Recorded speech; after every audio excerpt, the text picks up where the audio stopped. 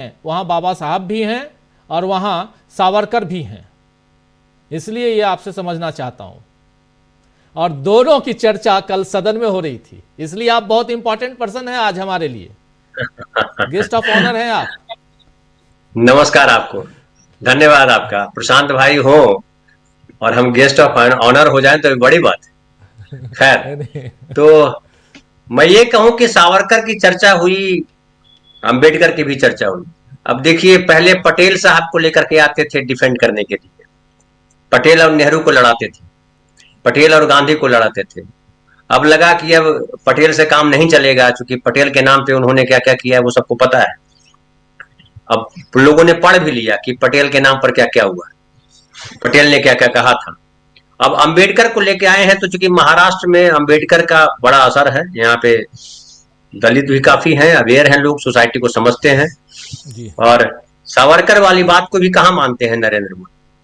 सावरकर तो कहते थे कि गाय को जो है वो खाया जा सकता है, वो पशु है, उसको माता मानने का कोई मतलब नहीं। तो माता तो मान रहे हैं, गाय माता है। लेकिन नरेंद्र मोदी जी जो अभी बोल रहे थे अमलेंदु भाई, वो तो क्लियर हैं, उनको मनुस्मृति ही चाहिए। मैं कहूंगा कि जिस तरह से वो नेहरू पे हमला कर रहे थे, बड़ा बचकाना और बड़ा हल्का और बड़ा दुख देने वाला हमला था।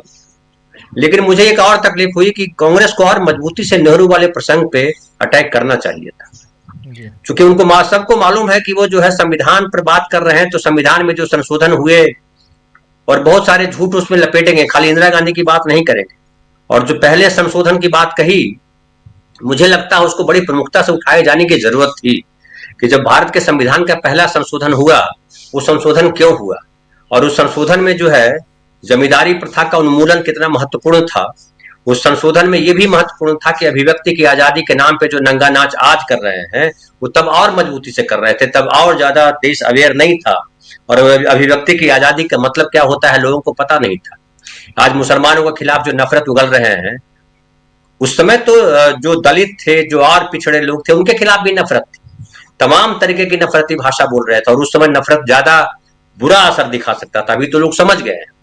तो इसलिए जो अभिव्यक्ति की आजादी का मसला है, जो नवी अनुसूची को बनाए जाने का मसला, हालांकि नरेंद्र मोदी ने उसका जिक्र नहीं किया कि नवम अनुसूची भी जो है वो अष्टम के बाद नवम अनुसूची नेहरू जी के कहने पे संविधान में संशोधन हुआ। और नवम अनुसूची कितना महत्वपूर्ण है कि लद्दाख वाले भी जो उसी के साथ तहत शेल्टर मांग रहे हैं, और बिहार वाले भी उसी के तहत शेल्टर मांग रहे हैं कि भैया वहां पे हमारे इस आरक्षण वाले जो हमने पिछड़ों को आरक्षण दिया है, वो आरक्षण जो है दे दिया जाए, नवम अनुसूची में डाल दिया जाए।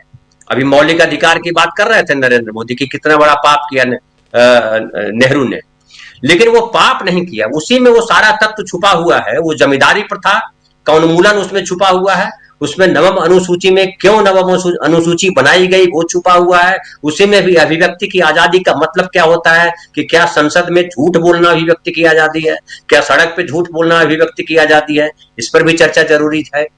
और एक जरूरी बात है कि जो आरक्षण को लेकर के ये बकवास करते रहते हैं, मैं बकवास इसलिए बार बार यूज कर रहा हूं कि वो बात नहीं बोलते। बात होती है जिसमें कुछ तत्व हो, कम हो ज्यादा हो, कंटेंट में कुछ तो बात हो। ये बकवास करते हैं, कोरी बकवास है, अर्ध सत्य भी नहीं होता है, वो झूठ बोलते हैं खाली। और वो झूठ बोला कि वो जो किया गया उसमें पिछड़ों को कैसे आरक्षण में शामिल किया जाए, और कहा गया उसमें कि आप राज्य को यह अधिकार दिया गया कि राज्य अपने स्तर पर पिछड़ों के लिए कानून बना सकता है, व्यवस्थाएं ला सकता है। तो ये सारे जो संशोधन किए गए थे वो देश को बेहतर बनाने के लिए संशोधन किए गए थे। जमींदारी प्रथा का उन्मूलन के खिलाफ क्या मोदी जी के पूर्वज थे, इस पर मोदी जी को जवाब देना चाहिए था, और मोदी जी से पूछा जाना चाहिए। मैं तो कहूं बार बार हम लोगों को पूछना चाहिए कि मोदी जी ये बताइए, जमींदारी प्रथा के जब अंत किया जा रहा था तो आप कहां थे, किसके साथ खड़े थे। मोदी जी ये बताइए कि जब भूमि सुधार किया जा रहा था, भूमि सुधार बड़ा इंपॉर्टेंट फैक्टर था इसमें, तब आप कहां थे। क्या भूमि सुधार के साथ आपके पूर्वज थे, क्या श्यामा प्रसाद मुखर्जी थे, गोलवलकर थे, के सुदर्शन से और तमाम लोग भूमि सुधार के समर्थन में थे। क्या पिछड़ों के समर्थन में आपका कोई नेता खड़ा हुआ कभी, आप लंबा लंबा डायलॉग बोल रहे हो। क्या महिलाओं के लिए सुरक्षा वाली बात हो और महिलाओं को नागरिक का दर्जा मिले, महिलाएं जो है नागरिक बने, महिलाओं को भी वो सारे अधिकार मिले जो पुरुषों को अधिकार हैं। क्या उसके लिए आपके पूर्वज खड़े थे? एक पूर्वज का नाम बताइए कि हमारे ये मौसा जी खड़े थे, हमारे फूफा जी खड़े थे, हमारे चाचा जी खड़े थे, कोई खड़े थे? कहीं है दूर दूर तक? आप अंबेडकर को क्यों लेकर के आते हो? अंबेडकर का साथ आपका कहां था? अंबेडकर अगर अगर आपके साथ खड़े थे तो अंबेडकर जो 3.5 लाख अपने दलित साथियों को लेकर के नवबौद्ध बने थे, उस समय आप कहां थे? क्या बेच रहे थे आप? क्या कर रहे थे आप? वो अनुराग ठाकुर बकवास कर रहे थे कि जो है वो अंबेडकर को नहीं माना, किरण रिजिजू बोल रहे थे, तमाम लोग बोल रहे थे कि अंबेडकर के साथ कांग्रेस ने ये किया, अंबेडकर के साथ कांग्रेस ने ये किया। कांग्रेस ने तो श्यामा प्रसाद मुखर्जी को भी बनाया, अपने मंत्री बनाया, और मंत्री इसलिए बनाया कि कहा कि नहीं, ये देश जो है सबका है, सबको साथ लेना है। आप ये बताइए मोदी जी कि क्या विपक्ष को आप साथ लेके चल रहे हैं? क्या विपक्ष के नेता को आप सम्मान दे रहे हैं? आप उनको देशद्रोही करेंगे, उसका मजाक उड़ाएंगे, और पूरी विरासत किस परंपरा की बात कर रहे हैं नरेंद्र मोदी? संसद में कौन सी परंपरा निभाई उन्होंने? एक परंपरा का जिक्र कीजिए। हमारी भारतीय परंपरा है दूसरे की विचारधाराओं का भी साथ देना, दूसरों को भी सम्मान देना। क्या नरेंद्र मोदी जी ने किसी को सम्मान दिया? किसको सम्मान दिया? एक आदमी का नाम बताइए किसको सम्मान दिया। क्या राज कपूर का सम्मान किया उन्होंने? अभी जो राज कपूर के फेस्टिवल में गए हुए थे, वो आह्लादित हो रहे हैं क्योंकि उनको फोटो खिंचाना है। तो ये फोटो देश का दुर्भाग्य है कि हम जो है 11 साल से ऐसे प्रधानमंत्री को झेल रहे हैं। और संसद क्या कहा, देखिए आप गौर कीजिए, वो किरण रिजिजू क्या बोल रहे थे? किरण रिजिजू ने कहा कि वैसे भी जो मैं बोलूंगा रिकॉर्ड में आ ही जाएगा, चाहे आप हल्ला करो चाहे जे करो। आप देखिए उनका आशय क्या था, क्यों इतना विश्वास था। फिर आप देखिए कि जितने बीजेपी के नेताओं ने बकवास की सारा झूठ बोला, उस पर कहीं लोकसभा अध्यक्ष का कोई कमेंट आया। लेकिन जब राहुल गांधी बोल रहे थे तो राहुल गांधी को जरूर टोका कि अरे ये संविधान पे चर्चा हो रही है, अब क्या उधर की बातें करने लगे। ये बड़ा महत्वपूर्ण है, और महत्वपूर्ण इसलिए है कि हम जो बात करते हैं, हम जो चर्चा कर रहे हैं, ये कांग्रेस के लोगों को जमीन पे चर्चा करनी पड़ेगी। मुझे लगता है राहुल गांधी से अकेले अगर आप कहिए कि राहुल गांधी खाली लड़ेंगे, तो राहुल गांधी के अकेले बिहार, उत्तर प्रदेश, तमाम देश जो है वो विचार दे सकते हैं, लेकिन लड़ाई तो सड़क पर उतर को आपको करनी पड़ेगी। राहुल गांधी अकेले नहीं बोलेंगे हर मुद्दे पे, जिसे प्रियंका ने बहुत बढ़िया बोला। लेकिन राजनाथ सिंह ने जितना बढ़िया था, राजनाथ सिंह ने बहुत अच्छे तरीके से रखा, मैं इसको ये बोलूंगा। और बोलते समय कई दफा झिझक भी रहे थे, क्योंकि उनका मन कुछ कह रहा था, उनके पार्टी के लोग, मोदी जी कुछ और कर रहे थे। आप बताइए कि मोदी जी के, ये राजनाथ सिंह के अलावा उस परंपरा के किसी व्यक्ति को बोलने का अवसर मिला? सारे उदंड लोगों को बुलवाया, जितने उदंड हैं इस संसद में, चाहे निशिकांत दुबे हो, अनुराग ठाकुर हो, और कई नेता है, उनको खाली गाली देना है। वो नेहरू को गाली देना है, वो इंदिरा को गाली देना है, वो राहुल को गाली देना है, वो राजीव को गाली देना है, वो सोनिया गांधी को गाली देना है। अब बताइए, मोदी जी चर्चा कर रहे थे कि एक जो पिछड़ा अध्यक्ष बना, सीताराम केसरी जी का जिक्र कर रहे थे, उसका भी सम्मान नहीं किया। आपने किसका सम्मान किया मोदी जी? गिरबान में झांकिए, जो सजग व्यक्ति होता है, जो जागरूक व्यक्ति होता है, जो दूसरे का सम्मान करता है, दूसरे के घर में जाकर किसी का सम्मान करता है, वो अपने घर वालों का सम्मान करता है। अडवाणी जी का क्या सम्मान किया? अपनी माता जी का क्या सम्मान किया? अपनी पत्नी का क्या सम्मान किया? किसका सम्मान किया? माता जी का क्या सम्मान किया? माँ भारती बोलते हुए गला रूंध जाता है आपका, लेकिन माँ को क्या कहा आपने? मैं बायोलॉजिकल नहीं हूं। तो माँ की पूरी पीड़ा को आपने खा लिया, निगल लिया एक झटके में। ऐसे कोई भगवान बनता है? भगवान के लिए भी माँ बहुत जरूरी है। माँ शब्द ही भगवान का पहला शब्द माना जाता है।